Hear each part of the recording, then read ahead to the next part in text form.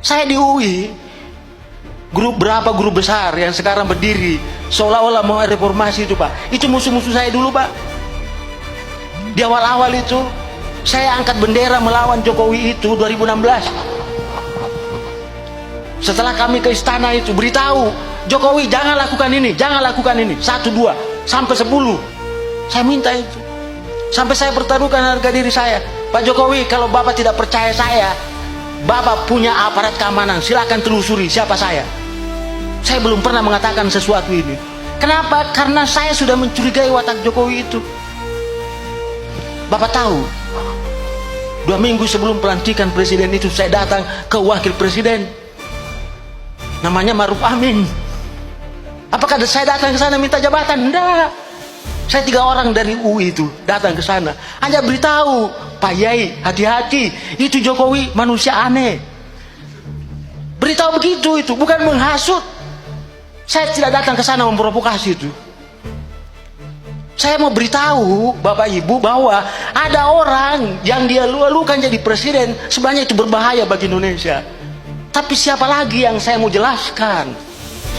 Siapa yang mau terima pendapat saya? Ketika semua teman-teman saya mengatakan Jokowi itu bagus, orang dari desa, Anda tidak perlu tahu, Anda pernah tahu bahwa Jokowi itu sudah lama dipersiapkan. Informasi itu yang tidak sampai ke tangan Bapak Ibu, sehingga mudah sekali ditipu oleh media, mudah sekali ditipu oleh para bandit-bandit politik yang dari kampus-kampus itu, akademisi, dosen, intelektual, mudah sekali kan tidak dikasih duit, suruh ngomong dia, Bapak ikut semua. Apa jadinya sekarang? Menyesalkan kita pelihara Jokowi. Dan setelah celakanya itu bukan berakhir Jokowi, ada lagi anaknya, dia titip. Karena itu saya bilang, saya tulis di situ Pak, Jokowi adalah presiden terburuk yang pernah dikirim neraka ke bumi.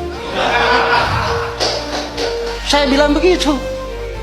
Dan Jokowi itu adalah hukuman bagi bangsa Indonesia, karena bangsa Indonesia suka menganiaya dirinya sendiri dan suka menipu dirinya sendiri. Jadi Jokowi itu tidak ada, dia bebas, dia hanya menjalankan tugas takdirnya dia diutus oleh neraka, dan dia diutus untuk kasih menderita Bapak. Itu saja itu. Dan saya menghindar dari situ. Saya sudah selamat, saya sudah ajak semua orang, tapi orang lain tidak mendengarkan saya. Oke, saya masuk ke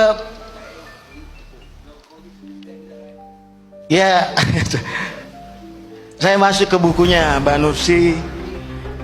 Itu buku ini adalah karya jenius, sangat susah dipahami Pak. Kalau Bapak membacanya hanya menggunakan pikiran 50%, Bapak tidak bisa nangkap. Percaya saja, karena itu jahitan. Buku ini hanya membuktikan bahwa di dunia ini memang sebelum Dajjal asli turun, akan dikirim dulu para Dajjal-Dajjal junior. Itu dia mau beritahu Bapak bahwa akan ada nanti dunia ini bukan menjadi baik, dia akan menjadi buruk ketika datang seorang Dajjal senior. Sebelum datang Dajjal senior, diutuslah para Dajjal-Dajjal junior, yang termasuk Jokowi tadi. Jadi Jokowi itu adalah Dajjal junior yang dikirim.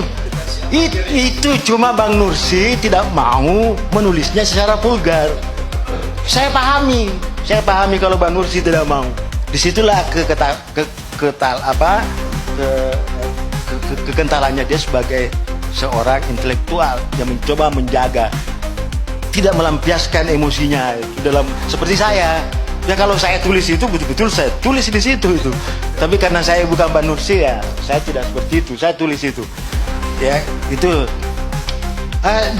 buku ini hanya ingin membuktikan bahwa semua teori yang ada di dunia ini tentang ekonomi politik sesungguhnya itu adalah teori imperialisme, teori kolonialisme. Tidak ada itu. Mulai dari teori pembagian 2 dunia, Barat menipu Timur. Barat mengatakan, hei Timur, kau fokus sama pertanian, saya fokus sama teknologi. Akhirnya apa? Dua-duanya dia kerja, maka tertinggallah Timur. Ketika Timur tertinggal menghadapi masalah pengangguran, kemiskinan, kesehatan, datanglah ke Barat mengeluh. Kenapa bisa kau maju, kami mundur? Apa kata Barat? Ya itu salahmu. Kita lagi disalahkan. Padahal teori pembagian tadi mengatakan begitu. Oke? Kita disuruh fokus. Maka Barat menawarkan, oke kalau begitu membangun. Lah Timur mengatakan, Timur ini negara berkembang ya, negara dunia, ya dunia, ya bahasanya itu kan negara dunia maju berarti dunia terbelakang, kan gitu. Ya kalau Anda mau maju ya membangun. Kata Timur, bagaimana caranya saya membangun? Saya tidak punya apa biaya modal. Dia katanya kalau modal nanti dari saya. Gampang itu kalau modal. Maka dia siapkan apa? Modal dalam bentuk utang dan investasi. Karena itu dalam melihat utang dan investasi jangan Bapak pernah gembira. Jangan menggunakan ilmu ekonomi ANSI. Utang dan investasi itu adalah instrumen penjajahan, Pak. Itu instrumennya teori pembangunan. Tolong beritahu itu Presiden Indonesia itu. Jangan suruh utang-utang terus itu. Orang Islam paham betul itu. Kalau ada orang yang banyak utangnya, malam tidak bisa tidur nyenyak, siang dia selalu sembunyi mukanya. Dan keluarga yang dibangun dari utang pasti bubar dia. Kenapa? Karena tukang kredit datang semua. Ngancam-ngancam itu. Itu aja analoginya sederhana itu. Kenapa Jokowi suka berutang itu? Karena memang mau menjerumuskan negara kita itu. Saya katakan tadi, saya konsisten mengatakan bahwa Jokowi itu adalah presiden yang terburuk yang pernah dikirim neraka ke bumi. Saya ulangi lagi. Saya tidak mau lagi memberikan itu. Capek saya setiap hari WA dipenuhi dengan kutukan kemarahan terhadap Jokowi. Saya mau tutup itu dengan menyadarkan, hey, Jokowi itu adalah manusia terburuk yang dikirim neraka ke bumi. Tujuannya untuk menghukum Anda. Untuk kamu semua, karena kamu tidak sadar. Coba bayangin, ini orang Indonesia ini kayak lagu dangdut. Suka sekali lagu dangdut. Dirampas cintanya, pacarnya, diperkosa, malah dia nyanyi, hei, jangan kau lari pacarku. Goyang dia, Pak. Tidak mau bunuh diri. Tidak mau kejar si pemerkosa itu. Itu orang Indonesia itu. Jadi dia senang sekali itu membicarakan nasib buruknya. Dia senang itu. Coba, Pak. Dia gembira itu jadi wapresnya itu si Gibran itu. Coba bayangin itu. Padahal kalau dia marah, dia kumpul marah itu, sehari itu bisa lenser, Pak. Kekuatan demokrasi itu adalah ketika Bapak sadar untuk berkumpul, untuk berteriak.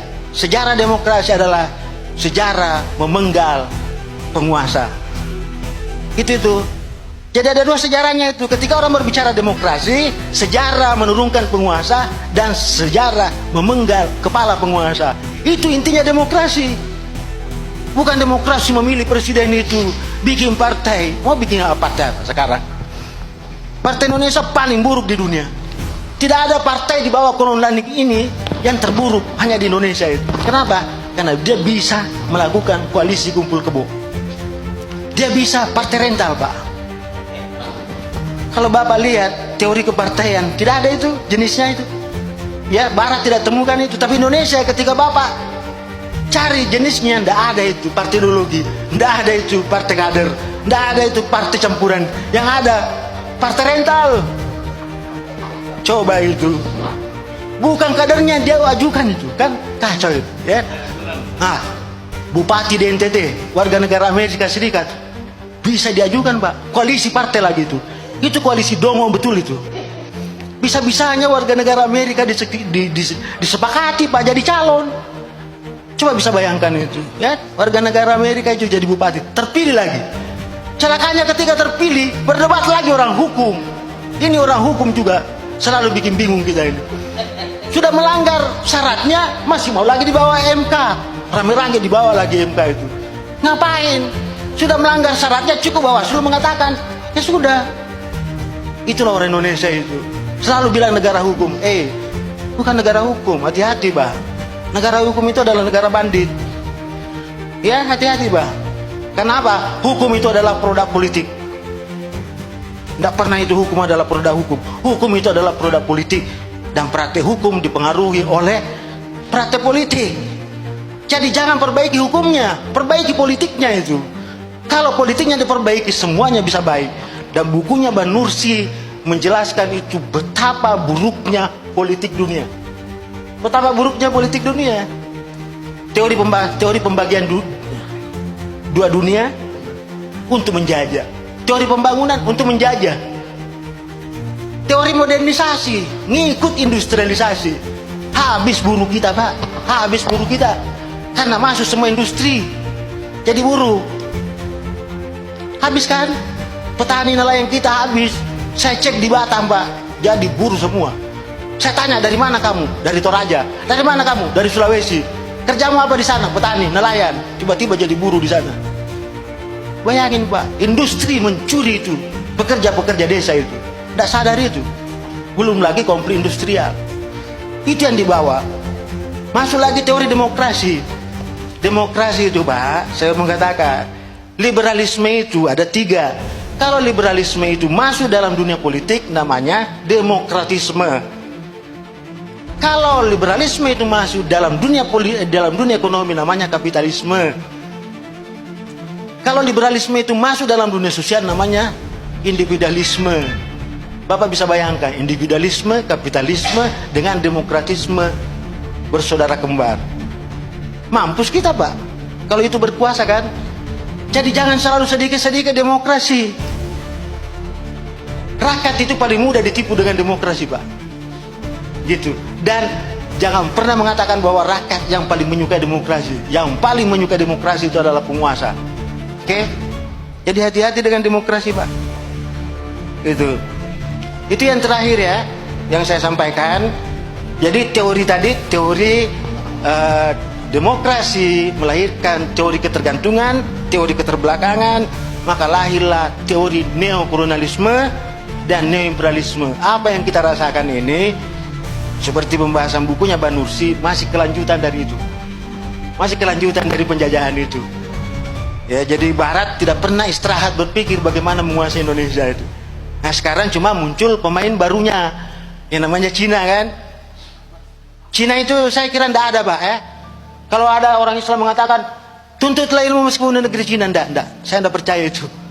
Boleh menuntut ilmu di sana, tapi ilmu suap. Jadi kalau Anda mau belajar ilmu suap, datanglah ke Cina. Ilmu racun ke Cina. Ilmu suap datang ke Cina. Hebat sekali itu. Orang Indonesia tidak bisa luput kalau sudah Cina menghadapi Bapak. Suap. Kenapa? Dikasih uang tidak mau. Nolak, dikasih barang. Dikasih barang dia nolak, dikasih jasa. Jasa nih, saya pernah ketemu seorang taipan oligarki sekarang, udah besar. Itu dulu masuk di seorang Paldima itu, apa ada? Untuk mengobati ibunya. Menawarkan jasa. Kebetulan ibunya Paldima ini sakit. Maka lewat ajudannya minta tolong, kenalkan saya. Saya punya orang yang bisa mengobati ibunya Paldima itu. Saya kenal betul itu. Ya? Dan sekarang jadi taipan besar. Gitu deh. Jadi kalau tidak mau disuap pakai uang, dikasih barang. Anda nolak barang, dikasih jasa. Anda nolak jasa, dikasih jabatan. Tidak mau jasa, tidak mau jabatan, dikasih pangkat. Terakhir dikasih seks. Jadi Bapak tidak bisa lolos itu. Belajarlah ke Cina itu, ya, tentang itu. Tapi kalau belajar tentang pemerintahan, tidak ada sejarahnya itu. Tentang kemajuan, tidak ada sejarahnya. Bapak tidak percaya, gali itu. Itu daerah-daerah maju di era Sungai Tigris dengan Mesopotamia itu. Itu lebih duluan jauh, lebih duluan maju itu, dan basisnya Islam di sana. Kenapa Anda belajar di Cina? Kira-kira gitu ya. Bahwa Cina sekarang menguasai teknologi, hati-hati. Saya buka rahasianya sekarang. Cina itu memberikan izin ke seluruh perusahaan masuk di negaranya asal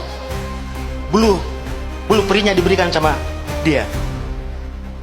Bapak mau pasarkan mobil baru kepada Cina, Cina mau. Tapi yang penting mobil yang sama Anda berikan kepada Cina. Dan Cina akan membuat yang baru versi dia dengan merek dia untuk dipasarkan ke negara lain. Jadi tidak pintar itu Cina, Pak. Cuma Anda saja yang membesar-besarkan itu. Komunis. Mau belajar komunis dari dia, Pak. Itu ideologi gagal. Sementara negara kita terakhir, Pak, yang membuat republik kita ini intelektual hebat, agamanya bagus, integritasnya bagus. Sistem politik yang dirancang oleh pendiri negara kita, saya periksa berdasarkan ilmu saya, itu masih sistem politik yang terhebat di dunia. Satu-satunya di dunia. Ada metastruktur, ada superstruktur, dan ada suprastruktur, ada infrastruktur itu. Itu yang paling hebat itu di dunia. Cuma sayang, Barat sangat percaya kalau terus-terusan struktur politik ini dipelihara, maka kita tidak bisa jajah Indonesia.